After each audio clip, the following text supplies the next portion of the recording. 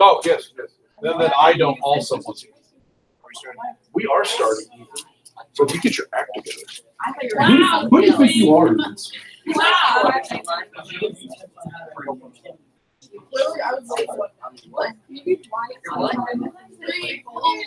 Michael! Michael! I have a question.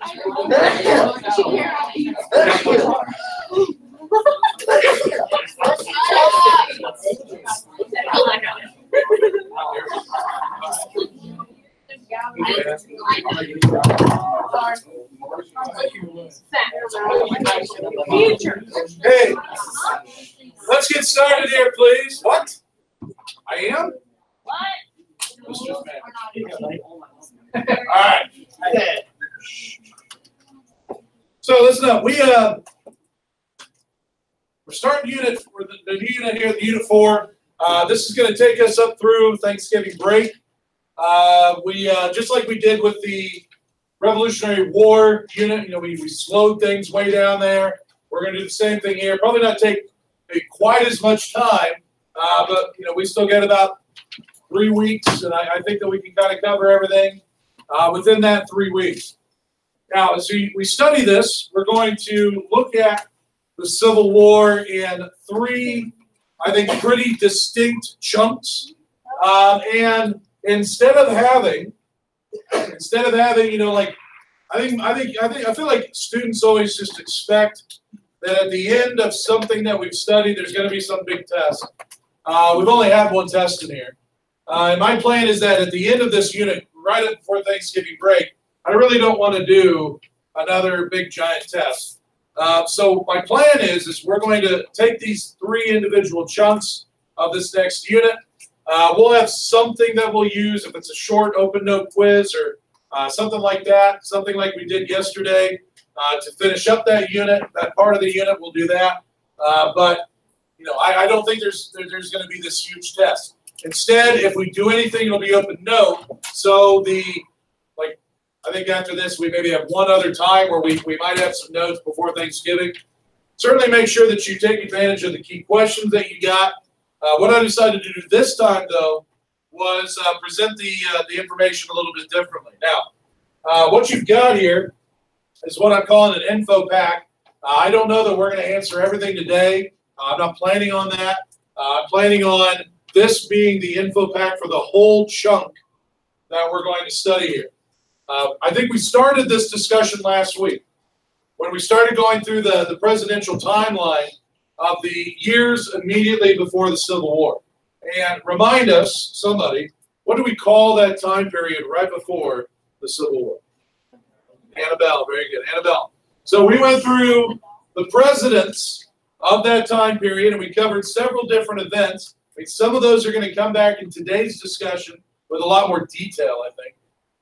But a lot of this bears repeating because it's really during this time period where we see the lines drawn, the battle lines drawn, that are going to bring us to a point where we're actually willing to go to war. And I want to start all of this by stressing that idea. Okay, it's like December 8th, 1941. It's the day after what? Pearl Harbor. I wasn't around at that point in time. But I think I can safely say that on December 8th, when FDR goes to Congress and he says, I'm asking you to declare war on Japan, I don't think that there were a ton of Americans that were like, oh, that's stupid. We were mad. We were fighting somebody else who had attacked us. I mean, I'm sure there were Americans who were opposed to war, but I think that there was a general feeling of support that this is something that we had to do. But that, I think, even though it was on the heels of a really horrible tragedy, it was an easy decision, right? It wasn't something we had to kind of come to grips with. The Civil War is a completely different beast. It's different than anything we ever have done. And I would argue it's different than anything we have done, since then. It is us fighting not some foreign country. It's us fighting us. And that's got to take a completely different frame of mind to get yourself to that point. So that's what I want to focus on today. It's like, how do we get to that point to make that kind of a decision? And so we'll look at this over the next couple of days. We're going to start off with some notes. But then we're going to move on.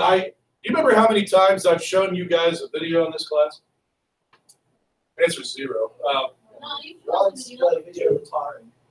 Oh, okay. I mean, a 5-minute, like a. Where they recited that question. I guess I'm talking about like a video. Right?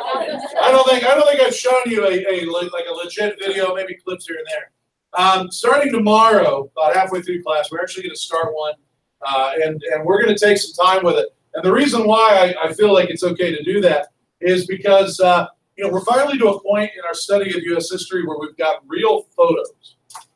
It's not just paintings. We've got actual evidence that we can tie to that's very real. And I believe that there's not a whole lot better evidence than a photo. It's the raw moment. It's the raw emotion of the time period. So from this point on, I think you'll find that we use photos quite a bit in this class. Several years ago, we're probably talking like 10, 12 years ago at this point, a guy named Ken Burns, he's really famous for making historical documentaries, put together one of the Civil War. And it's basically just like photo after photo. And it does a better job than I ever could of putting them all together and having them be high resolution and putting them out there too. So we watched that pretty much for that reason. And we'll be starting that. We'll certainly be doing it tomorrow and then through Friday. We'll see where we go after that. And that's going to kind of represent this part of the chunk. When we come back early next week, we'll probably have some sort of a quiz, which will tie all that up, and you'll be able to use your notes on that quiz. So on this info pack, just real quick so you know kind of how I've set it up, I've identified what I feel like are, 5 or 6, just 5, I guess, 5 categories that I think represent the steps taken to get us to that difficult decision to actually fight. And some of these may look familiar, but I want to make sure that you understand what has happened in these moments and how they represent the battle lines being drawn. 2 events in particular that really they take the magic marker, the Sharpie marker, and draw those lines in the sand. So we're going to get through some of this today, finish it up tomorrow. All I'm asking you to do as we go is answer the questions as we go. So you might want to take a second and just look over them real quick. But I think that they're going to be pretty obvious as we move forward. Yes. Yes, absolutely. Okay, so we're going to pick up the story.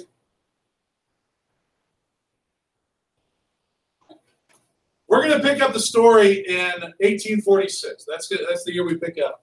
Now, up to this point, the topic of slavery, I've mentioned this several times in here. It's come up several times, maybe this is our chance to do something about it. And every time it comes up, what has happened to that conversation? Yeah, I don't know if necessarily everybody's getting shot at, but it's definitely being, I keep using the term punt because I think it works. They're punting it down the road for somebody else to deal with. So obviously, we're approaching the time where the punt is going to stop, and now we're going to see tangible action take place. 1846, I think, is a good place for us to start. Can anybody remember? It's not just a random year. In 1846, something fairly big has just come to an end. I have a guess as to what that might be. Talked about it a couple times in class. It involved a fight. Bingo. Mexican-American War has just come to an end. So that's why I picked that year as our starting point here. Mexican-American War has come to an end. And because the war has come to an end and we have won that war, what do we get because we won? A lot of Texas. What else, though? New Mexico. California. Arizona. No, we already had Oregon. No, that's a good guess. That's a good guess. But Texas, Arizona, New Mexico, California, and then the southern halves of Utah, Nevada, and Colorado. I mean, that's a chunk of land. That's a giant chunk of land. Don't believe me? I got a map over there by Caleb. I mean, you can kind of see those states laid out there. This is going to be the second biggest land grab in U.S. history, only to be beaten by what? Louisiana Purchase, exactly, right? So how does this all fit into the discussion of slavery then? The fact that we've just won a war, yay, and we've got all this new land, yay. How does this fit into slavery, Bo? Okay, eventually those might become states, Gavin. Okay, are these new lands, are they going to be free territory or are they going to be slave territory? So it's no matter, it seems like no matter the good moment that we have, slavery kind of comes back in and throws a real damper on it. And we start to see, you know, that this debate over this new land really galvanizes point of view and public opinion throughout the United States. We end up with a situation like what I've laid out here on the table. I think you'll find that the information in that table will help you to answer at least one of the questions on your info pack. We've got a sort of a mentality developing within the country that all Americans are either this or that there's no middle ground. If you go down south and you were to ask Southern Americans, you know, hey, how do you think Northerners feel about slavery? Almost to a person, you could probably expect to hear a Southerner say, oh, those folks up north, those Yankees, are absolutely against slavery, and they're coming for us. And at some point, they're going to try to force us to give up our slaves. And for that matter, most, if not all, those Northerners, they don't just want to oppose slavery. They're willing to go to extremes, whatever it takes to end slavery. I mean, I think down south there is a real fear, and then from that fear, an anger that has developed that Northerners are absolutely out to get those slaves. Now, travel up north. Are there extremists who are in favor of abolition? Absolutely. Absolutely. There are people that fit this point of view. One of them, I've got his name up here, is a guy named William Lloyd Garrison, and he published a newspaper called The Liberator. And in that newspaper, he would write article after article explaining why slavery is evil, why folks down south are evil, and how the United States must take whatever measures necessary to free those slaves. So there are certainly people in the North that would fit that definition. But that is not the majority of Northern Yankees. Majority are somewhere in the middle. Most Northerners support freeing slaves, at least to an extent. And so that's why I brought this up here in the middle. Now, I feel like this really does represent, you know, a majority, I think, at least at this point, 1846, of Northerners, what we would call free soilers. It goes back to that land chunk that we got after the Mexican-American War. The idea here is slavery's in the South, and it's not going anywhere, and there's nothing we can do about it. So what we have to do is contain it in those southern states, and not let it spread anywhere else. And so in that land that we just grabbed from Mexico, we are going to make sure that slavery is never allowed to exist in those territories. The new soil that we've got will be free. And I think a good example of this, right, this mentality is something called the Wilmot Proviso. Okay?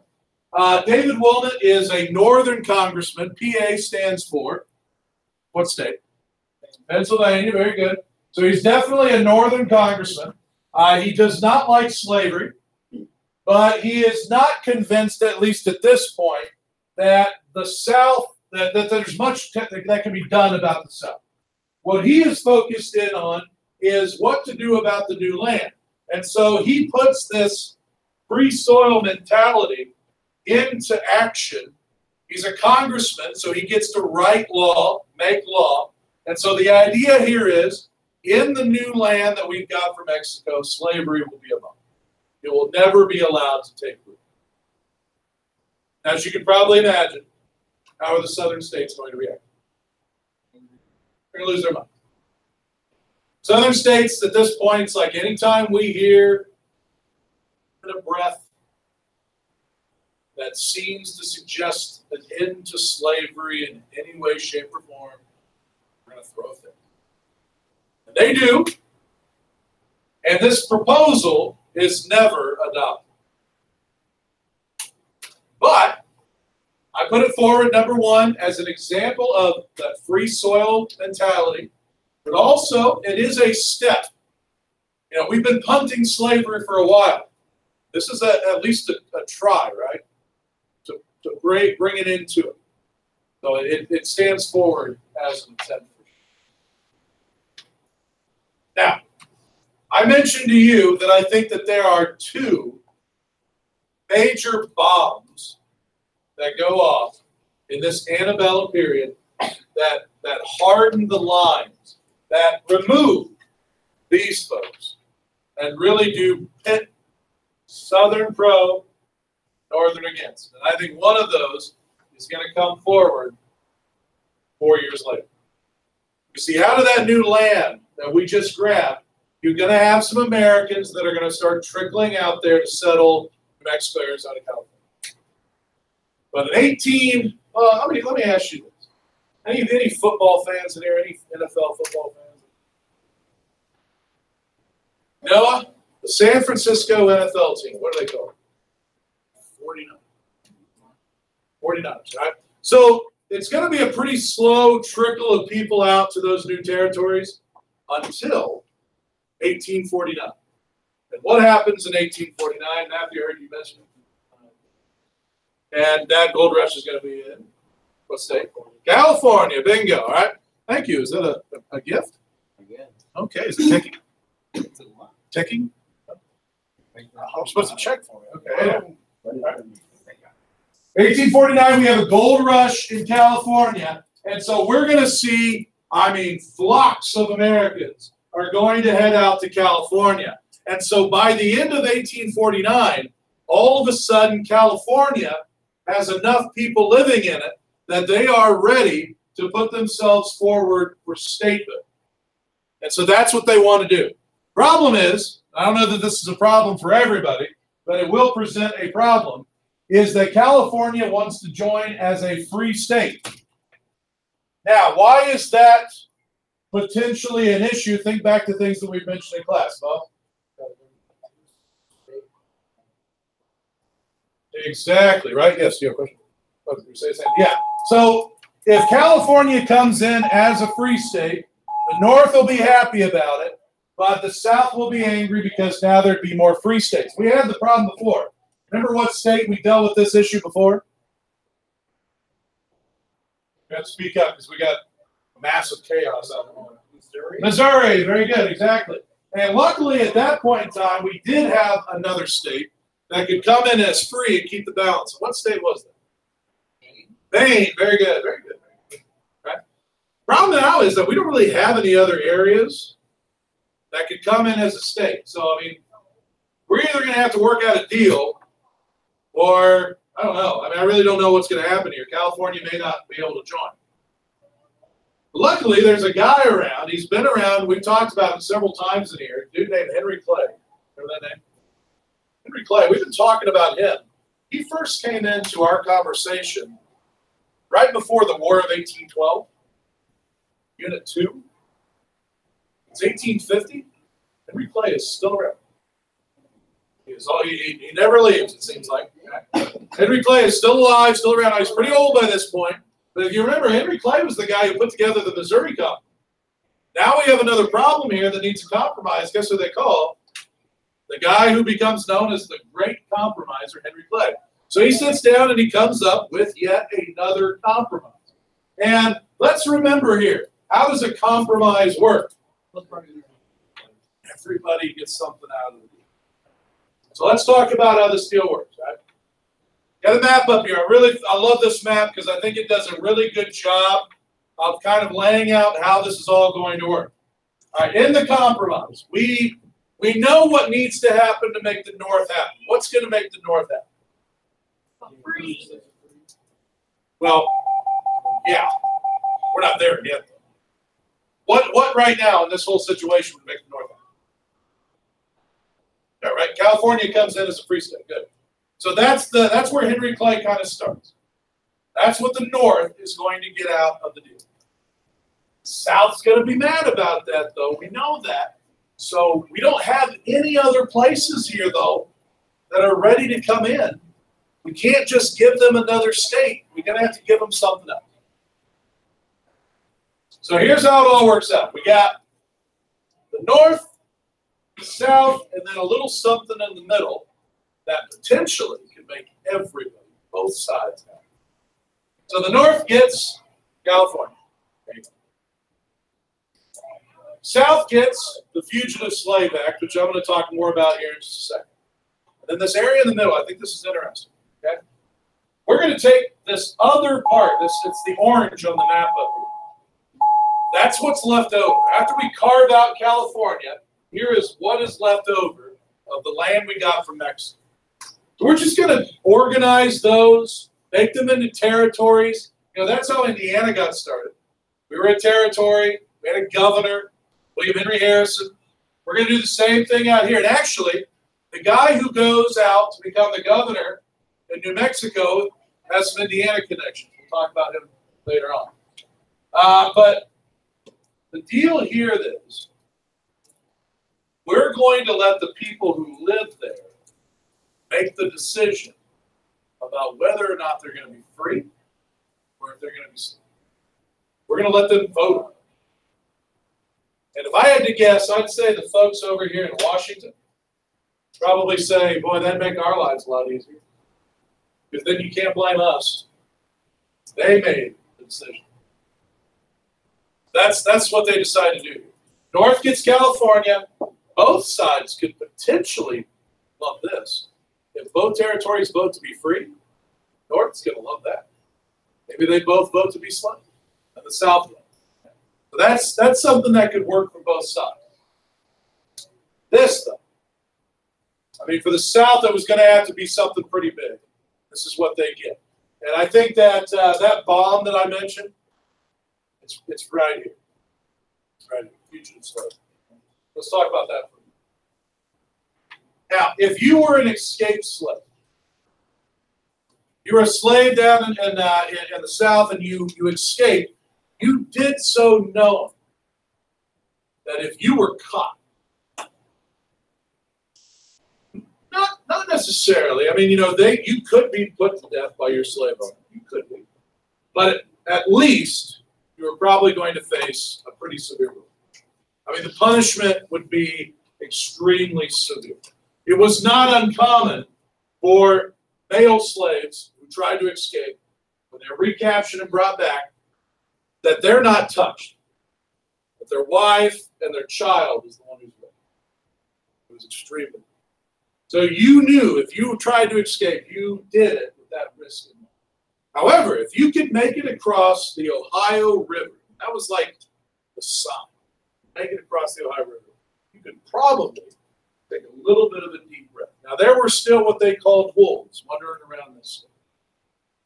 Wolves referred to Hoosiers or people from Ohio, Northerners, who tried to recapture you, and then if you've ever heard the phrase, I'm going to sell you down the river.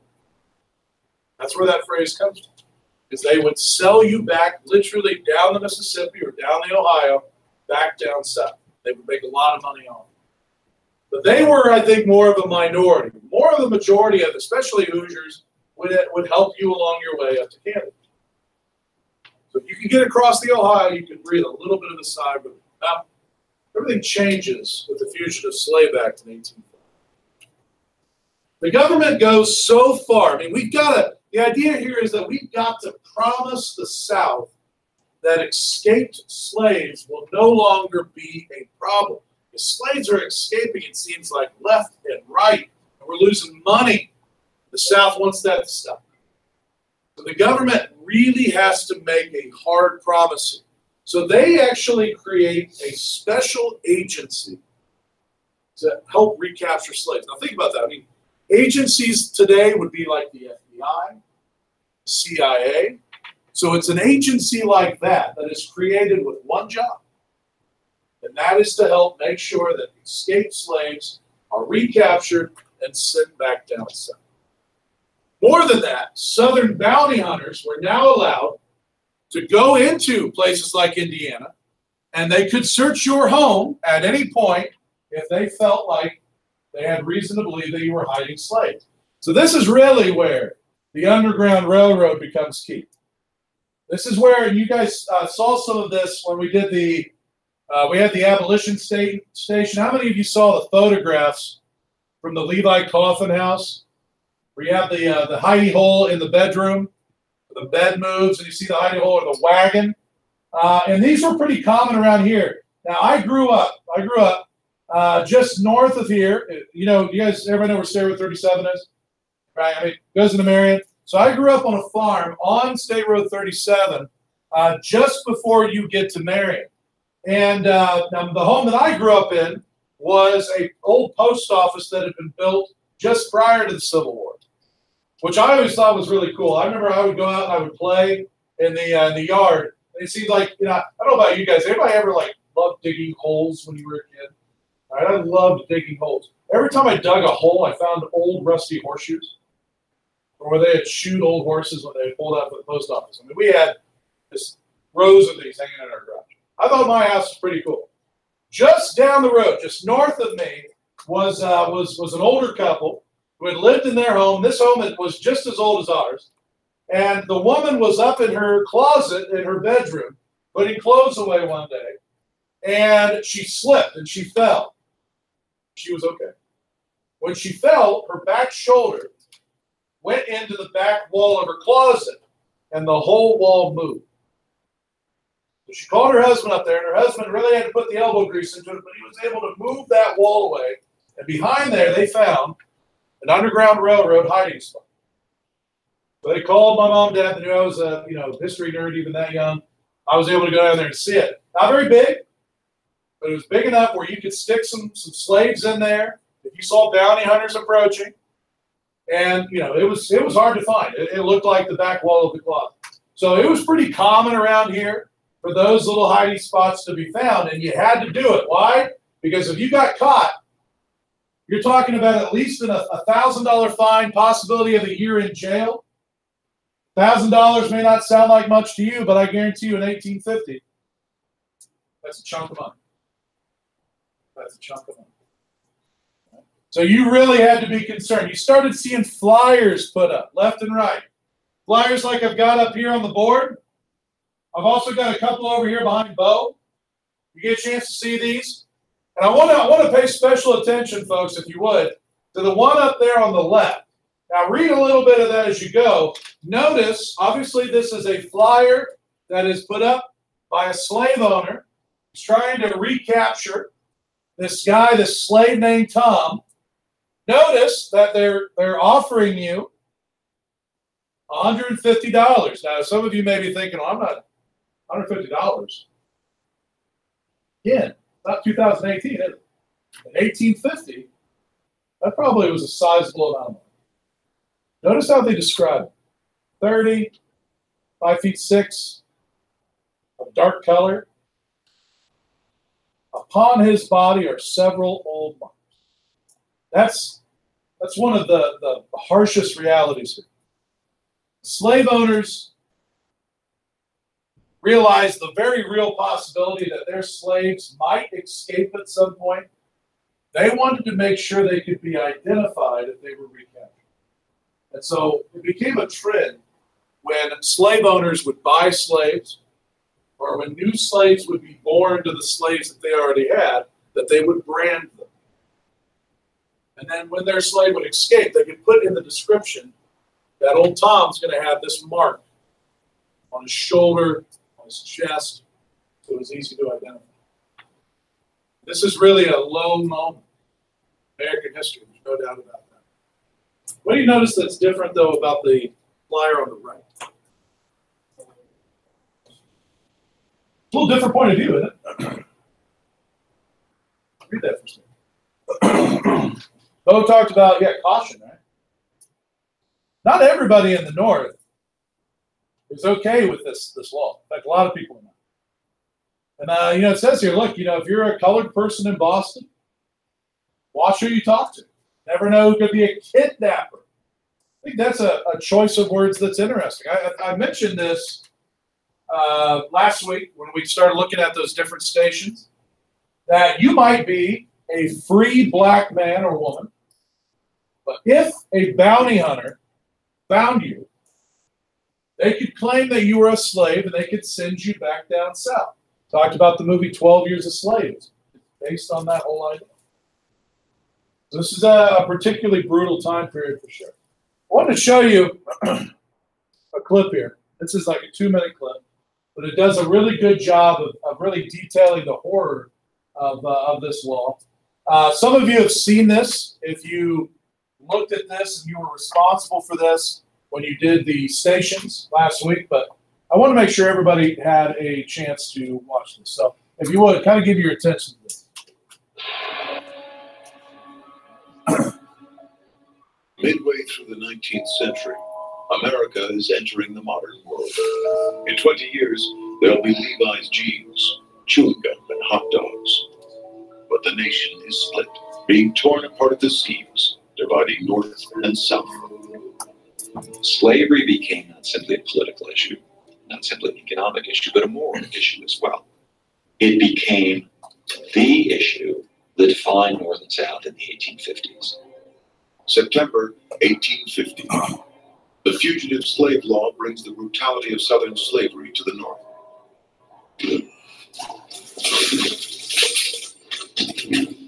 Now, no African American is safe anywhere. Gentlemen, you've made a mistake. Here's a place of business. I'm a tenant of my clients. I'm a free man. I'm not a slave now. Fugitive slave law meant that if you were a slave and you managed to escape to the North, your master could come and get you, and you had no recourse. Not only that, if you were a free Negro, they still could sell you down the river. The search for runaway slaves become a witch hunt. Any African American can be condemned simply with an accusation. Even a free man has no right to a trial by jury. Federal magistrates get $10 to rule them slaves, $5 to set them free. Ordinary people are outraged by the new law. Abolitionist newspapers and literature spread like wildfire. Published in 1852, Uncle Tom's Cabin becomes the best-selling book of the century after the Bible. A passionate anti-slavery novel written by Harriet Beecher Stowe, unknown housewife from Connecticut. It mainly appeals to women who are becoming politicized for the first time. Slavery is the burning issue of the day.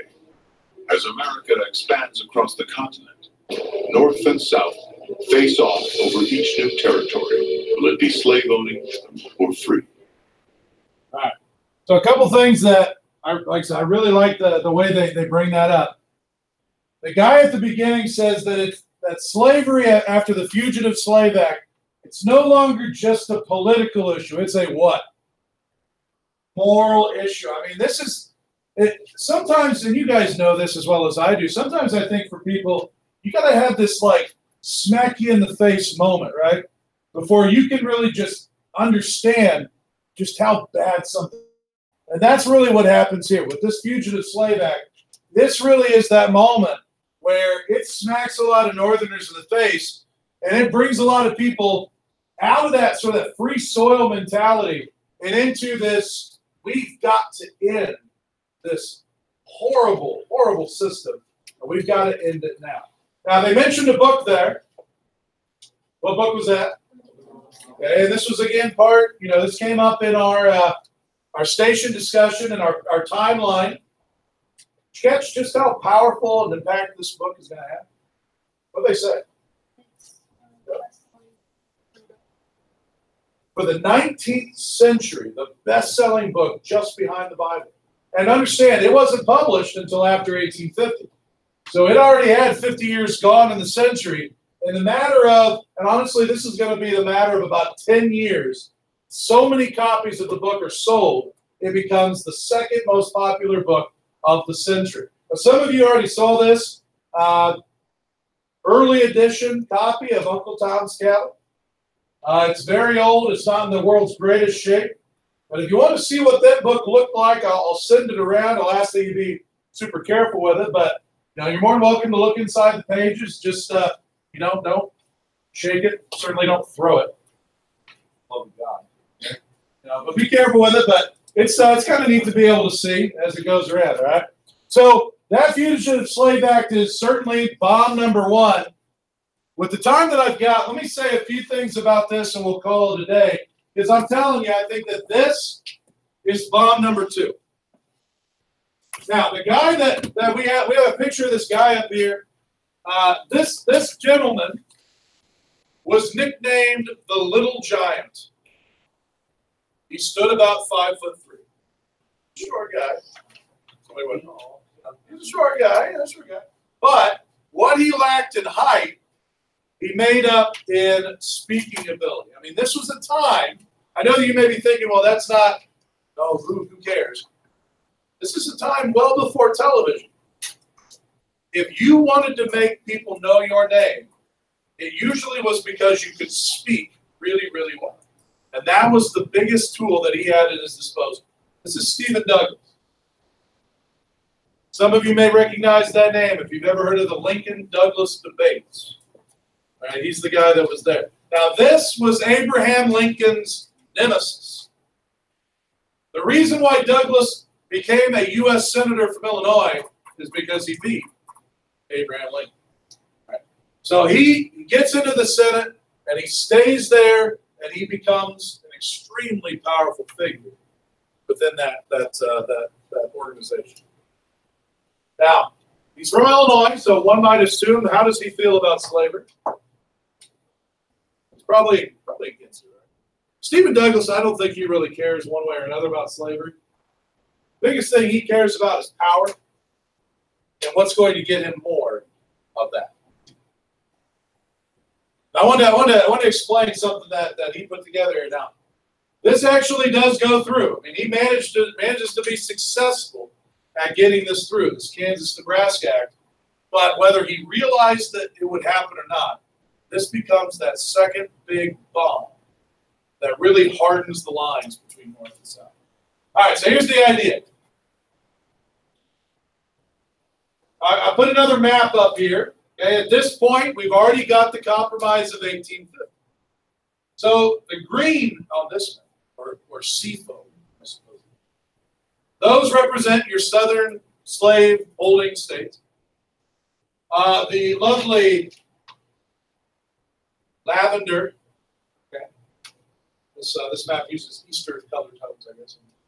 Lovely lavender areas here are your areas where slavery is not allowed. Of course, you've got New Mexico, Utah, where the folks there get to choose whether or not there'll be slavery. And just to let you know how that worked out, both territories voted to be open to slavery. So the South kind of wins Mexico. But we've got this orangish territory. And in 1854, it's just land. I mean, the U.S. owns it, but we haven't done anything with it. Still some Native Americans living there, but not even a whole lot of settlers have moved out to that territory. Now, how does that land come into play here? Well, in 1854, there are efforts underway to build the country's first railroad that will go from one coast to the other. And what term describes a railroad that goes from one coast to the other? Transcontinental. So we're going to have a train that goes from here to there. Stephen Douglas is from Illinois. What would he like that railroad to do? Okay. Got it. He wants that railroad to go through Illinois because he knows that's going to bring jobs, that's going to bring money to Illinois. He wants that to be his legacy. So in order for it to do that, he's got to figure out, because the railroad is originally planning to go south and skip Illinois altogether because they don't know what's going to happen up here. So what Douglas needs to do is get this area organized and have some sort of plan to it so the railroad will feel comfortable sending it through Illinois. That's what he wants to do. He wants to take this land and separate it into two territories, kind of like we did down here. Kansas Territory, Nebraska Territory. Stephen, what about slavery? Because you know that question's going to come. And he says, look, you know, we use this idea of voter choice down here. Just use it up here. Okay, that's called popular sovereignty, where you allow the voters to choose whether you will be free or whether you'll be slave. The problem is that the Missouri Compromise that we talked about earlier said that you're not allowed to have anything slave above that line. It's always going to be free. If we make this law, if we pass this law, then we kill the Missouri Compromise. Northerners lose their minds over that idea. But the law passes. It does kill Henry Clay's Missouri Compromise. So we have this land here where the folks who live there now get to choose.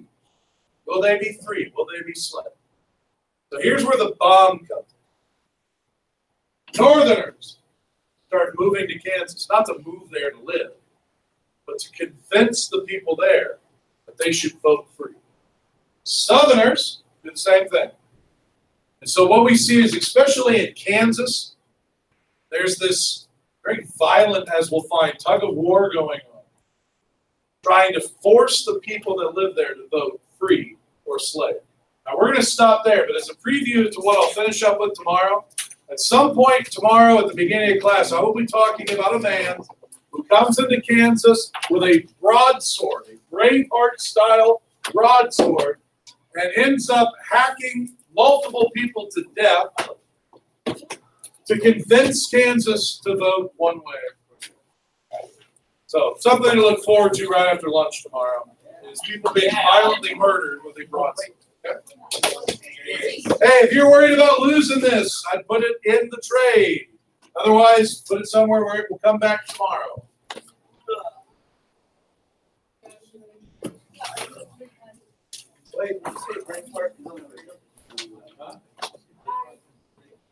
No, because the broadsword is the size of that Braveheart style broadsword. I'm sure. Of course we would.